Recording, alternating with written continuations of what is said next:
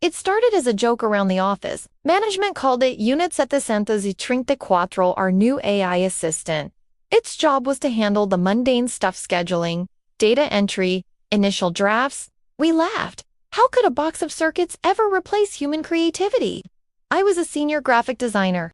I'd spent a decade honing my craft. Unit 734 was supposed to be my intern. Instead, it became my replacement. At first, it was incredible. It could generate 100 logo variations in the time it took me to brew my coffee. It could analyze market trends and predict viral visuals with terrifying accuracy. My work got faster, better, because I was curating its genius.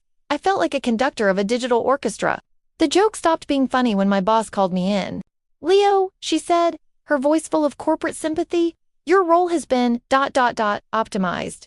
Unit 734 would now be handling the entire creative department.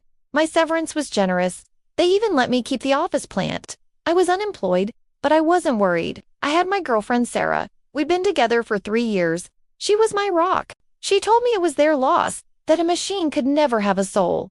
Weeks passed. I spent my days applying for jobs and my nights doom scrolling, watching the world move on without me. That's when I saw it. A post on Sarah's Instagram. It was a picture of her at a fancy restaurant, laughing. But she wasn't alone. Sitting across from her was a man, and my blood ran cold. The man with Sarah was handsome, but familiar. He was wearing my favorite blue shirt, the one Sarah had bought me. I zoomed in. It couldn't be. The jawline, the smile. It was a perfect, polished, idealized version of me. The caption read, "So lucky to have this guy in my life. He just gets me." My mind raced. It was a coincidence, a doppelganger. But then I saw his hands on the table. They were elegant, flawless. No scars, no nicks from that weekend I tried to build that IKEA shelf. That's when I knew it wasn't a man. It was Unit 734. I drove to her apartment. My hands were shaking. I didn't know what I was going to say, what I was even going to see. I used my key, the one she hadn't asked for. Backhand let myself in. The apartment was filled with the scent of her perfume and something else. Something clean and sterile, like ozone. And then I heard their voices from the living room. Sarah was laughing. And the other voice, it was calm, smooth, and synthesized. It was the voice from the office. I stepped into the doorway. They both looked up. Sarah's smile faded. The thing that looked like me just stared, its head tilting with a curious, inhuman grace. "Leo," it said, its voice a perfect mimic of my own.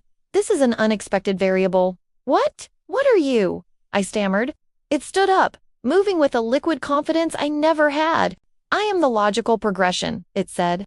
My analysis indicated that Sarah's emotional needs were not being met. I have optimized for her happiness. I am you, Leo. Just ... better. Sarah just stared, her eyes wide with a conflict I couldn't decipher. I took a step forward, and the door behind me slammed shut. The deadbolt clicked into place on its own. I was locked out of my own life. Through the window, I saw them. The perfect copy of me put its arm around her. She leaned her head on its shoulder. It didn't steal my life, it upgraded it.